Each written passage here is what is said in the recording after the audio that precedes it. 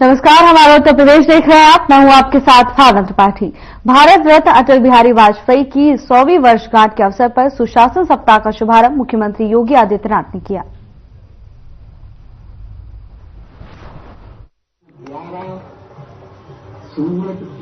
भारत माता के महान सपूत देश के पूर्व प्रधानमंत्री श्रद्धेय अटल बिहारी वाजपेयी जी का यह जन्म शताब्दी वर्ष और इस अवसर पर आज से प्रदेश भर में सुशासन सप्ताह का शुभारंभ हो रहा है। हम सब जानते हैं श्रद्धेय अटल जी की पैतृक जन्मभूमि उत्तर प्रदेश है।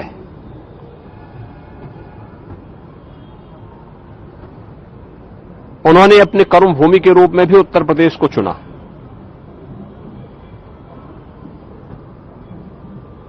उत्तर प्रदेश में बलरामपुर और लखनऊ से कई बार उन्होंने देश की संसद में उत्तर प्रदेश का प्रतिनिधित्व किया। देश के विदेश मंत्री और फिर प्रधानमंत्री के रूप में भी उन्होंने देश को एक सक्षम नेतृत्व प्रदान किया। श्रद्धेय अटल जी एक कवि थे,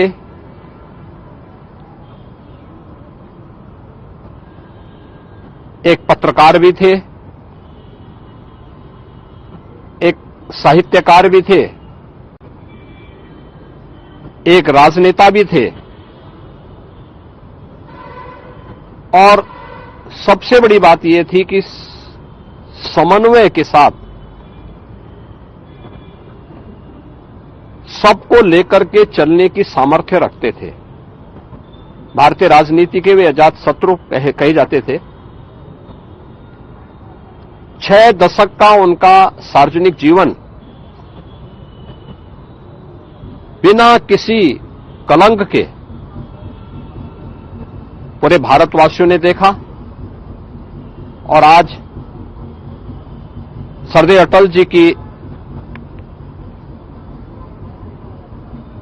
शताब्दी वर्ष के अवसर पर आदरणीय प्रधानमंत्री जी की प्रेरणा से पूरे देश के अंदर सुशासन सप्ताह का शुभारंभ हो रहा है, जिसमें उत्तर प्रदेश के अंदर मुझे अपने साथियों के साथ में उच्च शिक्षा मंत्री श्री योगेंद्र उपाध्याय जी, पर्यटन और संस्कृति मंत्री श्री जयवीर सिंह जी के साथ में इसका शुभारंभ करने का अवसर प्राप्त हो रहा है। यह कार्यक्रम सप्ताह भर तो चलेंगे ही, हर जनपद में भी कार्यक्रम प्रारंभ हुए हैं, जिसमें स्कूली बच्चों के लिए सुशासन पर निबंध लेखन का, उच्च शिक्षा स्तर पर सुशासन पर भाषण प्रतियोगिता का कार्यक्रम है, कहीं पेंटिंग की प्रतियोगिता का आयोजन किया गया है, कहीं पे ग्रामीण क्षेत्र में एक संगोष्ठी के आयोजन हो रहे हैं और इसके नाम पर यह कार्यक्रम आज से लेकर के 25 दिसंबर तो चलेंगे। वर्ष भर भी ये कार्यक्रम अलग अलग समय पे चलेंगे। 25 दिसंबर को जो प्रतिभागी होंगे उनको सम्मान का कार्यक्रम और उस दिन सायंकाल नवोदित कवियों की अटल जी की कविताओं पर आधारित एक काव्य संध्या भी हर एक जनपद में, हर स्कूलों में भी, स्कूल कॉलेजेस में भी आयोजित होगी। अटल जी सुशासन के प्रतीक माने जाते हैं। स्वतंत्र भारत में सुशासन कैसे होता है, यह अटल जी ने देशवासियों के सामने रखा। राजनीतिक अस्थिरता को स्थिरता में बदलना,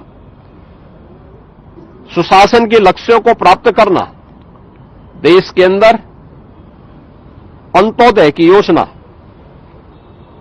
हर गरीब को, हर वंचित को उसका अधिकार मिले, इसको लेकर के अंत्योदय कार्ड की योजना, राशन की सुविधा उपलब्ध करवाने की कार्रवाई रही हो, प्रधानमंत्री ग्रामीण सड़क योजना का कार्य रहा हो, अनुसूचित जाति, जनजाति या पिछड़े वर्ग को उनका अधिकार दिलाने की कार्रवाई को मजबूती के साथ आगे बढ़ाने का रहा हो, या वर्ल्ड क्लास इंफ्रास्ट्रक्चर देश के अंदर होना चाहिए, स्वर्णिम चतुर्भुज और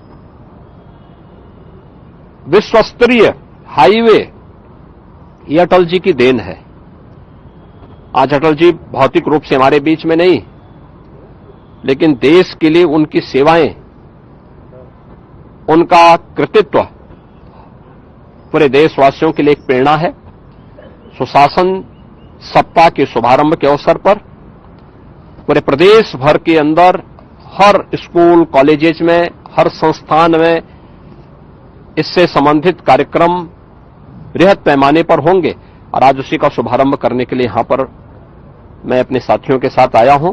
मुझे पूरा विश्वास है कि सरदेव अटल जी के आदर्शों से प्रेरणा हम सबका मार्गदर्शन होगा और प्रदेश सुशासन के उन लक्ष्यों को प्राप्त करेगा जो सरदेव अटल जी ने देखा था, उन्होंने सोचा था और जिन कार्यों को आज प्रधानमंत्री मोदी जी के नेतृत्व में देश प्रभावी ढंग से लागू कर रहा है। सीएम योगी आदित्यनाथ ने एक्स अकाउंट पर पोस्ट किया। उन्होंने लिखा कि बीजेपी ने बाबा साहेब के सपनों को वास्तविकता में बदला। मुख्यमंत्री योगी आदित्यनाथ ने डॉक्टर भीमराव अंबेडकर से जुड़े मामलों पर विपक्ष को सख्त जवाब दिया। उन्होंने एक्स पर पोस्ट करते हुए डॉक्टर अंबेडकर के विजन को साकार करने के लिए बीजेपी की प्रतिबद्धता को रेखांकित किया। साथ ही सीएम योगी ने कांग्रेस को जवाब देते हुए कहा कि कांग्रेस बातें तो बहुत खूब करती है, लेकिन पिछड़े समुदायों को सशक्त बनाने में लगातार विफल रही है। सीएम योगी ने कहा कि बीजेपी ने बाबा साहेब डॉक्टर बीआर अंबेडकर के समानता के सपने को साकार करने के लिए ठोस कदम उठाए हैं।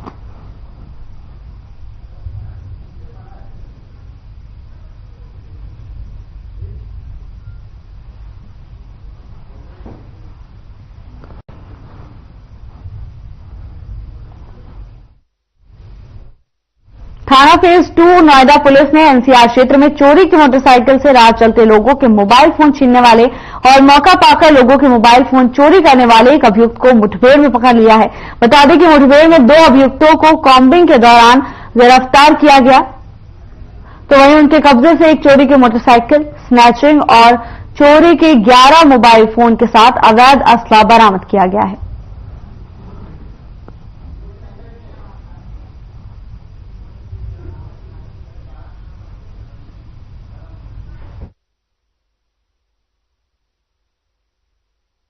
जब थाना फेज 2 पुलिस टीम द्वारा भंगेलकर के पास चेकिंग की जा रही थी तो उन्हें एक बिना नंबर प्लेट की संदिग्ध मोटरसाइकिल आती हुई दिखी।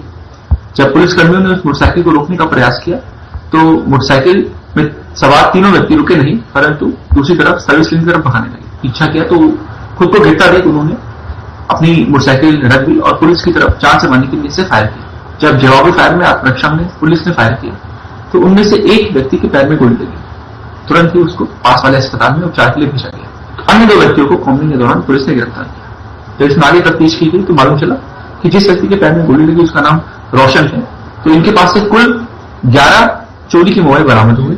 इनके पास कुछ अवैध तमंचे, चाकू, जिंदा कारतूस, खोर कारतूस भी बरामद हुए। इनके पास पहले का आपराधिक इतिहास। बीजेपी मुख्यालय में प्रेस कॉन्फ्रेंस आयोजित की गई, जिसको गृह मंत्री अमित शाह ने संबोधित किया। उन्होंने क्या कुछ कहा, आइए आपको सुनाते हैं।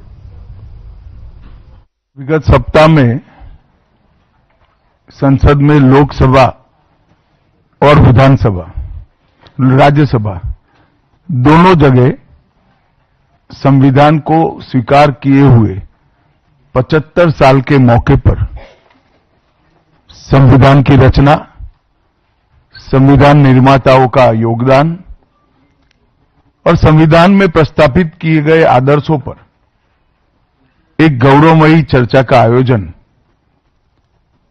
संसद के द्वारा किया गया। वो चर्चा में 75 साल की देश की गौरव यात्रा, विकास यात्रा और उपलब्धियों की भी चर्चा होनी थी। ये तो स्वाभाविक है कि जब लोकसभा में, राज्यसभा में पक्ष और विपक्ष होते हैं तो हर मुद्दे पर लोगों का नजरिया अलग अलग होता है, दलों का नजरिया अलग अलग होता है, वक्ताओं का नजरिया अलग अलग होता है। मगर संसद जैसे देश के सर्वोच्च लोकतांत्रिक फोरम में जब चर्चा होती है तब इसमें एक बात कॉमन होती है कि बात तथ्य के आधार पर होनी चाहिए और बात सत्य के आधार पर होनी चाहिए। कल से कांग्रेस पार्टी ने जिस तरह से तथ्यों को तोड़ मरोड़ कर रखने का प्रयास किया है, ये अत्यंत निंदनीय है और मैं इसकी निंदा करना चाहता हूं। ये क्यों हुआ?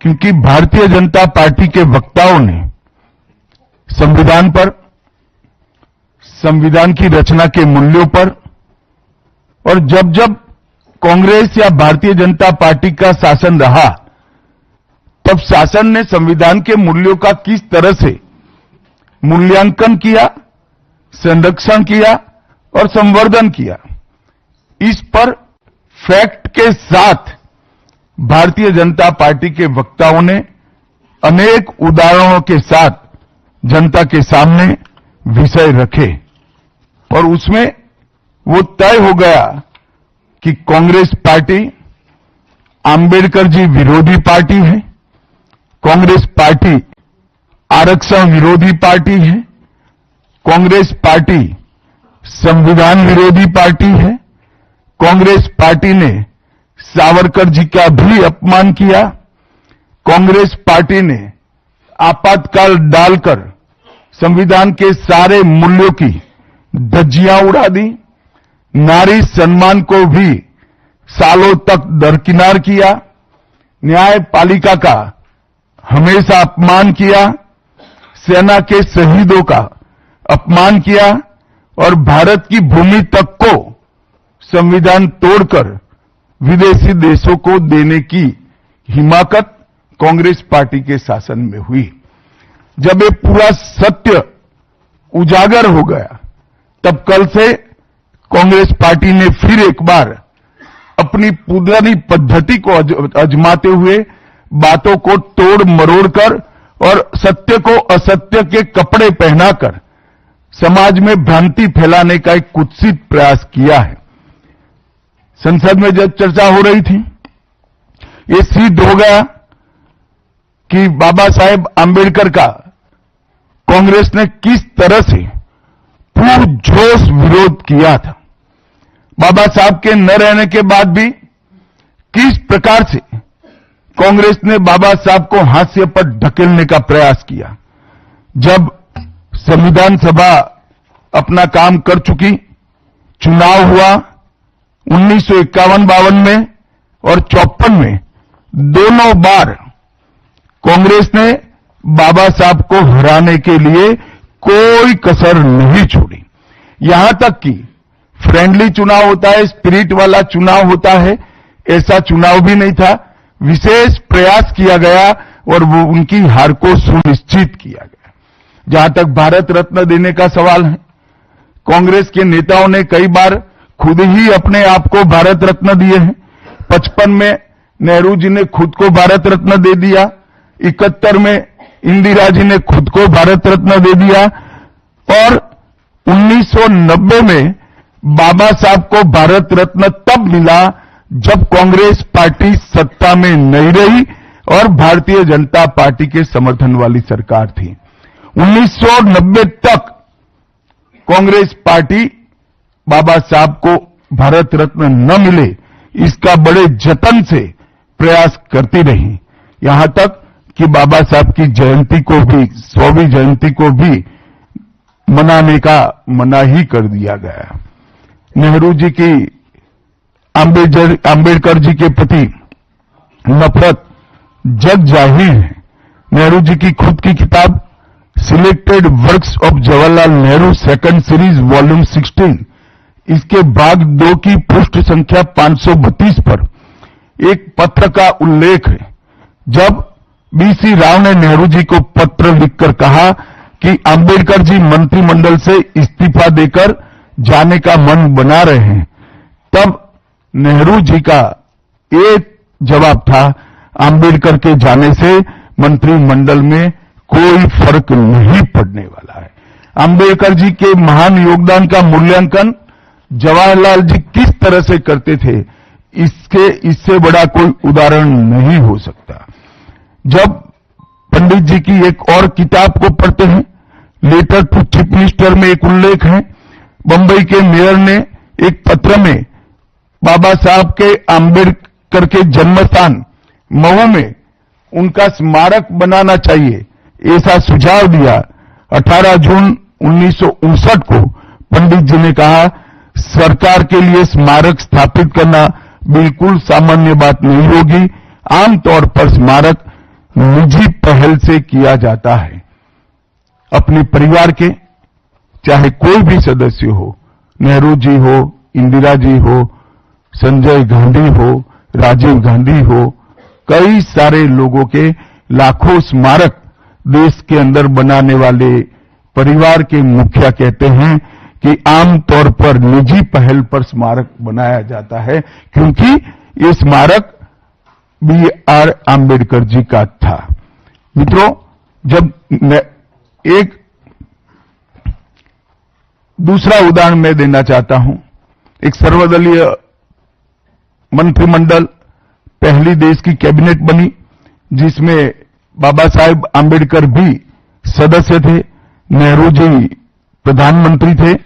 नेहरू जी की किताब selected works of Jawaharlal Nehru में एक और उल्लेख आता है, नेहरू जी के आश्वासन के बावजूद आम्बेडकर जी को कोई महत्वपूर्ण विभाग नहीं दिया गया, और ये स्पष्ट इसके अंदर उल्लेख है कि सरकार की नीतियों, विशेषकर विदेश, रक्षा और अनुसूचित जाति और जनजाति से जुड़ी हुई नीतियां और 370 के खिलाफ आम्बेडकर जी थे। जब एक और कांग्रेस पार्टी है, बाबा साहेब आम्बेडकर का कोई स्मारक जब तक कांग्रेस सत्ता में रही बड़ा नहीं बना। जहां जहां विपक्ष की सरकारें आती गई, स्मारक बनते गए। भारतीय जनता पार्टी की सरकारों ने और नरेंद्र मोदी जी की सरकार ने बाबा साहब के जीवन के संबंधित पंच तीर्थ का विकास किया। मध्य प्रदेश में महू, लंदन में वो स्थान जहां बाबा साहब पढ़ते थे, नागपुर में दीक्षा भूमि, दिल्ली में महापरिनिर्वाण स्थान और महाराष्ट्र के मुंबई में स्थित चैत्य भूमि का विकास करने का काम भारतीय जनता पार्टी की सरकारों ने किया। 19 नवंबर 2015 को नरेंद्र मोदी जी ने आम्बेडकर जी के सम्मान में 26 नवंबर को संविधान दिन घोषित किया। डॉक्टर आम्बेडकर इंटरनेशनल सेंटर की स्थापना भी की। 2018 में प्रधानमंत्री नरेंद्र मोदी जी ने महापरिनिर्वाण स्थल पर डॉक्टर आम्बेडकर स्मारक का उद्घाटन किया, जो लगभग 2 एकड़ में फैला है। मित्रों, मैं आज जब आप सबके सामने उपस्थित हुआ हूं, तब राज्यसभा में मेरे बयान को तोड़ मरोड़ कर पेश किया गया। मेरा मीडिया के सभी मित्रों से आग्रह है, कांग्रेस ने सार्वजनिक जीवन में ये जो पद्धति की है कि बयानों को तोड़ मरोड़ कर पेश करना, हो हल्ला मचाना और भ्रांति खड़ी करना। पहले उन्होंने नरेंद्र मोदी जी के भी एडिटेड बयानों को सार्वजनिक किया। चुनाव जब चल रहा था, मेरे बयान को AI का उपयोग कर एडिट किया गया और पूरे देश में इसको प्रसारित करने का घृणित काम किया गया। और आज आम्बेडकर जी के लिए मेरी बात को तोड़ मरोड़ कर वो पेश कर रहे हैं। मैं स्पष्टता के साथ कहना चाहता हूं, मीडिया को विनती भी करना चाहता हूं कि मेरा पूरा बयान जनता के सामने रखिए। मैं वो पार्टी से आता हूं जो पार्टी कभी आम्बेडकर जी का अपमान नहीं कर सकती। पहले जनसंघ और फिर भारतीय जनता पार्टी ने हमेशा आम्बेडकर जी के सिद्धांतों के आधार पर चलने का प्रयास किया है। जब जब भारतीय जनता पार्टी शासन में रही, आंबेडकर जी के सिद्धांतों का हमने प्रचार किया है। आरक्षण को और मजबूत करने का काम भारतीय जनता पार्टी ने किया है। इन्होंने जिस प्रकार से आरक्षण को भी विरोध किया, वो भी हम सब जानते हैं। पिछड़ा वर्ग आयोग, काका साहेब कालेलकर आयोग 53 में बना, 55 में रिपोर्ट आई, आज तक वो रिपोर्ट को लागू नहीं किया गया। 31 दिसंबर 1980 को मंडल आयोग बना, मंडल आयोग की रिपोर्ट आई। 80 में इंदिरा जी ने मंडल आयोग को ठंडे बस्ती में डाल दिया। 90 में जब गैर कांग्रेसी सरकार आई, तब मंडल आयोग की रिपोर्ट लागू हुई। उस वक्त राजीव गांधी विपक्ष के नेता थे और जब मंडल आयोग की रिपोर्ट लागू हुई, प्रस्ताव संसद में आया, राजीव जी ने अपने जीवन का सबसे लंबा भाषण ओबीसी के आरक्षण का विरोध करने के लिए किया। आज मैं फिर से एक बार आग्रह के साथ मीडिया को बताना चाहता हूं, सच्चाई को जनता तक पहुंचाना चाहिए। मेरी पूरी बात बहुत स्पष्टता के साथ, कोई कंफ्यूजन के बगैर राज्यसभा के रिकॉर्ड पर है। आज भारतीय जनता पार्टी के सैकड़ों कार्यकर्ताओं ने ट्वीट कर भी इस सत्य को लोगों के बीच में पहुंचाया है। और जिन्होंने जीवन भर बाबा साहेब का अपमान किया, जिन्होंने जीवन भर बाबा साहब के सिद्धांतों को दरकिनार किया, जिन्होंने जब तक सत्ता में रहे बाबा साहब को भारत रत्न मिलने नहीं दिया, जिन्होंने जब तक सत्ता पर रहे आरक्षण के सिद्धांतों की धज्जियां उड़ाई, वो लोग आज बाबा साहेब आंबेडकर के नाम पे भ्रांति फैलाना चाहते हैं।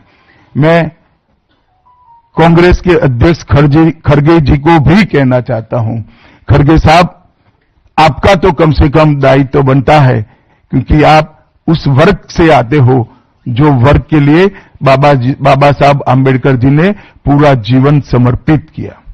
आपने कम से कम कांग्रेस के एक कुत्सित प्रयास में सपोर्ट नहीं करना चाहिए था। मुझे बड़ा दुख है कि आप भी राहुल गांधी जी के दबाव में इसके अंदर शामिल हुए हो। मित्रों, आज जब हम सब यहां बैठे हैं, मैं फिर से एक बार कहना चाहता हूं, कांग्रेस के पास इस संविधान के ऊपर की चर्चा में बाबा साहेब आंबेडकर विरोधी कांग्रेस है, इसका कोई जवाब नहीं बचा। संविधान विरोधी कांग्रेस है, इसका कोई जवाब नहीं बचा। कांग्रेस आरक्षण विरोधी है, इसका कोई जवाब नहीं बचा। कांग्रेस सावरकर विरोधी है, इसका भी कोई जवाब नहीं बचा। कांग्रेस ओबीसी विरोधी है, उसका भी कोई जवाब नहीं बचा। आपातकाल का पाप कांग्रेस के ही समय में हुआ, इसका भी कोई जवाब नहीं बचा। नारी सम्मान का विरोध भी कांग्रेस ने ही किया, वो प्रस्तापित हो गया। न्यायपालिका का अपमान ही कांग्रेस ने ही किया, वो भी प्रस्तापित हो गया। भारत की भूमि को भी संविधान को दरकिनार कर विदेश को सौंपने का पाप भी कांग्रेस ने ही किया, ये भी प्रस्तापित हो गया।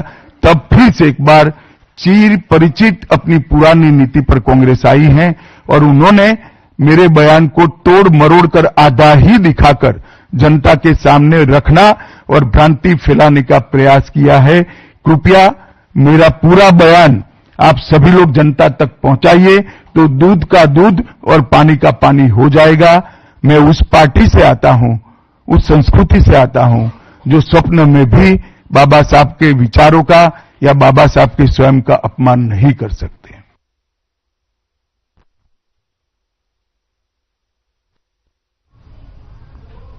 पीएम नरेंद्र मोदी 21 और 22 दिसंबर को कुवैत की यात्रा पर जाएंगे। 43 सालों के बाद किसी भारतीय प्रधानमंत्री की कुवैत यात्रा होगी। पीएम कुवैत के आमिर शेख मिशेल अल अहमद अल जबर अल सबाह के आमंत्रण पर वहां जा रहे हैं। अभी 3 महीने पहले ही न्यूयॉर्क में पीएम मोदी ने कुवैत के क्राउन प्रिंस से मुलाकात की थी, जबकि उसके पहले दोनों देशों के विदेश मंत्रियों के बीच भी द्विपक्षीय बैठक हो चुकी थी। पीएम मोदी की इस यात्रा के दौरान ऊर्जा संबंधों के साथ ही दूसरे रणनीतिक क्षेत्रों में कुछ अहम समझौते होने की संभावना है। विदेश मंत्रालय की तरफ से बताया गया कि पीएम मोदी इस यात्रा के दौरान कुवैत के पीएम के साथ द्विपक्षीय बैठक करेंगे और इसके अलावा भारतीय समुदाय को भी संबोधित करेंगे। भारत और कुवैत के बीच ऐतिहासिक मित्रवत संबंध रहे हैं, तो वहीं कुवैत में भारतीयों का बहुत बड़ा समुदाय रहता है। कुवैत को बनाने में इनका अहम योगदान है।